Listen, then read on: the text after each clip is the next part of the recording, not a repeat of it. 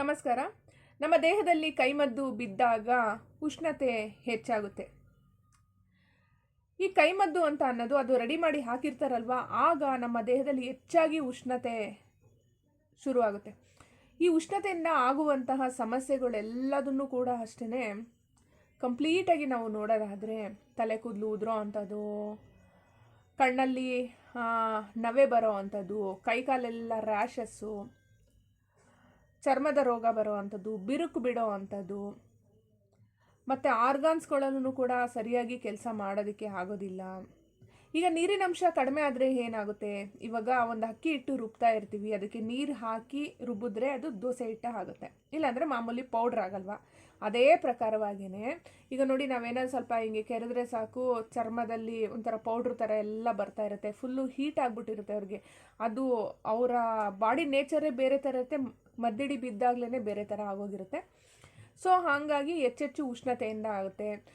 ಆ ಉಷ್ಣತೆಯಿಂದ ಕಣ್ಣೆಲ್ಲ ಫುಲ್ಲು ಹಳದಿ ಕಟ್ಟೋದು, ಇಲ್ಲ ಅಂತ ಅಂದರೆ ರೆಡ್ಡಿಶ್ ಆಗೋವಂಥದ್ದು. ಕೆಲವ್ರಿಗೆ ಮದ್ದಿಡಿ ಬಿದ್ದ ಆಗಿ ಒಂದು 8-10 ತಿಂಗಳಲ್ಲ, 1 ಇಯರ್ ಅಂತಲೇ ಲೆಕ್ಕ ಇಟ್ಕೊಳ್ಳೋಣ, ಫುಲ್ ಹೀಟಾಗಿ ಆಗಿ ತಲೆ ಕೂದಲೇ ಉದುರೋಗುತ್ತೆ.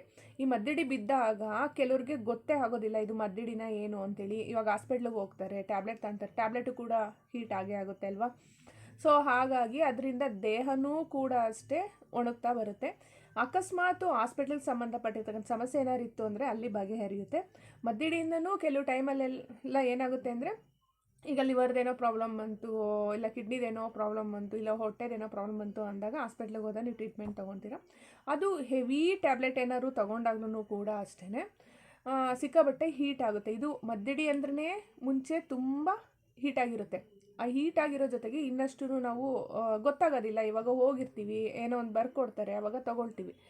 ಆ ಕ್ಷಣಕ್ಕೆ ಮಾತ್ರ ಒಂದು 3 hours ಅದ್ರ ಪವರ್ ಏನಿರುತ್ತೋ ಅಲ್ಲಿ ಮಾತ್ರ ಅದು ಬಗೆಹರಿತಾ ಹೋಗುತ್ತೆ. ಮತ್ತು ಇದ್ರ ಜೊತೆಯಲ್ಲಿ ಅದಕ್ಕೆ ಸಂಬಂಧಪಟ್ಟಿರ್ತಕ್ಕಂಥ ಸಮಸ್ಯೆ ಏನಾದ್ರು ಇತ್ತು ಅಂದರೆ ಅದನ್ನು ರೆಗ್ಯುಲರ್ ಯೂಸ್ ಮಾಡಲೇಬೇಕಾಗುತ್ತೆ.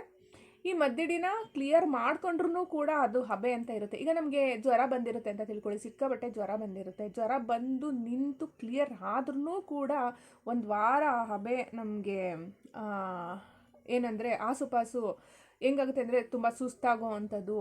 ಇಲ್ಲ ನೋಡಿ, ಈ ಫುಲ್ಲು ಜ್ವರ ಇಲ್ಲಿವರೆಗೂ ಇರುತ್ತೆ, ಅದ್ರ ಹಬೆ ಅಂದರೆ ಈ ರೀತಿಯಾಗಿ ತಾಗ್ತಾ ಇರುತ್ತೆ. ಹಾಗೆ ಮದ್ದಿಡಿದು ಕ್ಲಿಯರ್ ಆದಮೇಲೆ, ಈಗ 3 ತಿಂಗಳು ಅಂತ ತಿಳ್ಕೊಂಡು, ಅದು ಕ್ಲಿಯರ್ ಆದಮೇಲೂ ಕೂಡ ಫುಡ್ಡಲ್ಲಿ ಕರೆಕ್ಟಾಗಿರಬೇಕು. ಕೆಲವುದೆಲ್ಲ ಮಾನಸಿಕವಾಗಿ ವ್ಯತ್ಯಾಸಗಳೆಲ್ಲ ಆಗ್ತಿರುತ್ತೆ, ಅದನ್ನೆಲ್ಲ ನಾನು ಹೇಳ್ಕೊಟ್ಟಿದ್ದೀನಿ, ಅದನ್ನ ಫಾಲೋ ಮಾಡಬೇಕು. ಕೆಲವರು ಫಾಲೋ ಮಾಡ್ತಾರೆ, ರಿಸಲ್ಟ್ ಬರುತ್ತೆ, ಕೆಲವರು ಫಾಲೋನೇ ಮಾಡೋದಿಲ್ಲ. ಆ ಥರ ಹಬೆ ಇರುತ್ತಲ್ವ, ಇಷ್ಟು ಹಬೆ ಇರುತ್ತೆ ಅಂತ ಅಂದರೆ ಅದು ಕ್ಲಿಯರ್ ಆಗೋವರೆಗೂ ವೇಟ್ ಮಾಡಬೇಕು. ಅದೇ ಪ್ರಕಾರವಾಗಿ ಇದರಲ್ಲೂ ಕೂಡ ಹಬೆ ಅನ್ನೋದಿರುತ್ತೆ, ಅದು ಕ್ಲಿಯರ್ ಆಗಬೇಕು. ಮತ್ತು ಇನ್ನೂ ಕೆಲವರು ತುಂಬ ಸಿಕ್ಕಾಬಟ್ಟೆ ಚಿಂತೆ ಮಾಡ್ತೀರಾ. ಆ ಚಿಂತೆ ಮಾಡಿ ಮಾಡಿ ಮಾಡಿ ಏನಾಗುತ್ತೆ, BP, ಶುಗರ್ ಬರೋದು, ಈ ಥರದ್ದೆಲ್ಲ ಶುರುವಾಗುತ್ತೆ. BP ಯಿಂದ ಶುಗರು ಸ್ಟಾರ್ಟ್ ಆಗೋಗ್ಬಿಡುತ್ತೆ. ಚಿಕ್ಕ ವಯಸ್ಸು ಇರ್ತಕ್ಕಂಥ ಹುಡುಗಿರಿಗೂ ಕೂಡ ಇವಾಗ BP ಆ ಥರದ್ದೆಲ್ಲ ಬರ್ತಾ ಇದೆ. ಬಟ್ ಏನೇ ಮದ್ದಿಡಿ ಬಿಡಲಿ, ಎಂಥದ್ದೇನೇ ಇದಾಗಿದ್ರೂ ಕೂಡ ಅಷ್ಟೇ, ಫಸ್ಟು ಮೊದಲನೇದಾಗಿ ಮೈಂಡ್ ಸ್ಟ್ರಾಂಗ್ ಇಟ್ಕೊಂಡಿರಿ ನೀವು. ಮತ್ತು ಇದ್ರ ಜೊತೆಯಲ್ಲಿ ಆದಷ್ಟು ಅಕಸ್ಮಾತ್ ನೀವು ಮದ್ದಿಡಿ ಬಿದ್ದಿದೆಯೋ ಇಲ್ಲೋ ಗೊತ್ತಿಲ್ಲ, ಈಗ ದೇಹದಲ್ಲಿ ಈಗ ನಮ್ಗೆ ಗೊತ್ತಾಗುತ್ತಲ್ಲ ಉಷ್ಣತೆ ಜಾಸ್ತಿ ಆಗಿದೆಯೋ ಇಲ್ಲೋ ಅಂತೇಳಿ. ಯೂರಿನ್ ಪಾಸ್ ಮಾಡ್ಬೇಕಾದ್ರೆ ಆಗಲಿ, ನಮ್ಮ ಕಣ್ಣು ನೋಡಿದ್ರೆ ಆಗಲಿ, ನಮ್ಮ ಚರ್ಮ ನೋಡಿದ್ರೆ ಆಗಲಿ, ನಮ್ಮ ಬಾಯಿ ಒಣಗ್ತಾ ಇರೋದು, ಬಾಯಲ್ಲೆಲ್ಲ ಗುಳ್ಳೆ ಆಗುವಂಥದ್ದು, ಅದೆಲ್ಲ ನೋಡ್ಕೊಂಡಿರ್ತೀವಲ್ವ, ಅದನ್ನು ಗಮನವಿಟ್ಟು ನೋಡಿದಾಗ ನೀವು ಒಂದು ಸ್ವಲ್ಪ ತಂಪು ಮಾಡ್ಕೋಬೇಕಾಗುತ್ತೆ. ಆ್ಯಕ್ಚುಲಿ ಲೈಫ್ ಅಂದ್ರೂ ಕೂಡ ಬ್ಯಾಲೆನ್ಸ್ ಮಾಡಲೇಬೇಕು, ಆರೋಗ್ಯದಲ್ಲೂ ಬ್ಯಾಲೆನ್ಸ್ ಮಾಡಬೇಕು, ಎಲ್ಲದರಲ್ಲೂ ಬ್ಯಾಲೆನ್ಸ್ ಮಾಡಬೇಕು. ಈಗ ನನ್ನ ಹತ್ರ ಟ್ರೀಟ್ಮೆಂಟ್ ತೊಗೊಳೋದಕ್ಕೆ ಅಂತೇಳಿ ಬಂದ್ರೂ ಕೂಡ ಅಷ್ಟೇ, ನಾನು ಒಬ್ಳು ಕೈಯಿಂದನೇ ಏನೂ ಆಗೋಲ್ಲ. ಪೇಷಂಟ್ ಆದವರು ಅವರು ಕರೆಕ್ಟಾಗಿ ಸರಿಯಾದ ರೀತಿಯಲ್ಲಿ ಫಾಲೋ ಮಾಡಿದ್ರೆ ಮಾತ್ರ ರಿಸಲ್ಟ್ ಬರುತ್ತೆ. ದುಡ್ಡು ಕೊಟ್ಬಿಡ್ತೀರಾ, ಬಿಡ್ತೀರಾ, ಇವರೇ ಏನೋ ಮಾಡಿಬಿಡ್ತಾರೆ ಬಿಡು, ಅದು ಇದು ಅಂತ ಅಂದರೆ ಆಗೋದಿಲ್ಲ. ನೀವು ಕೂಡ ಫಾಲೋ ಮಾಡಲೇಬೇಕಾಗುತ್ತೆ. ಸೊ ಹಾಗಾಗಿ ಅದನ್ನು ಕರೆಕ್ಟಾಗಿ ಫಾಲೋ ಮಾಡಿದ್ರೆ ರಿಸಲ್ಟ್ ಬರ್ತಾ ಹೋಗುತ್ತೆ. ರಿಸಲ್ಟ್ ಬಂದಿದ್ದಾದ್ಮೇಲೂ ಕೂಡ ಮುಂದಕ್ಕೆ ಅದನ್ನು ಫಾಲೋ ಮಾಡಿ ಅಂತಲೇ ಹೇಳಿರ್ತೀನಿ ಸ್ವಲ್ಪ ದಿವಸ.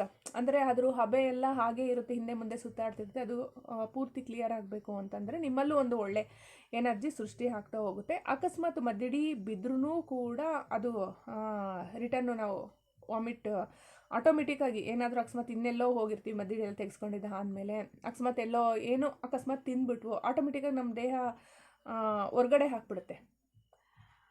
ಆ ಥರದ್ದು ಒಂದು ನಾನು ಹೇಳ್ಕೊಟ್ಟಿರ್ತಿಲ್ಲ, ಅದಕ್ಕೆ ನೀವು ಫಾಲೋ ಮಾಡಬೇಕು ಅಂತೇಳಿ ಹೇಳೋದು.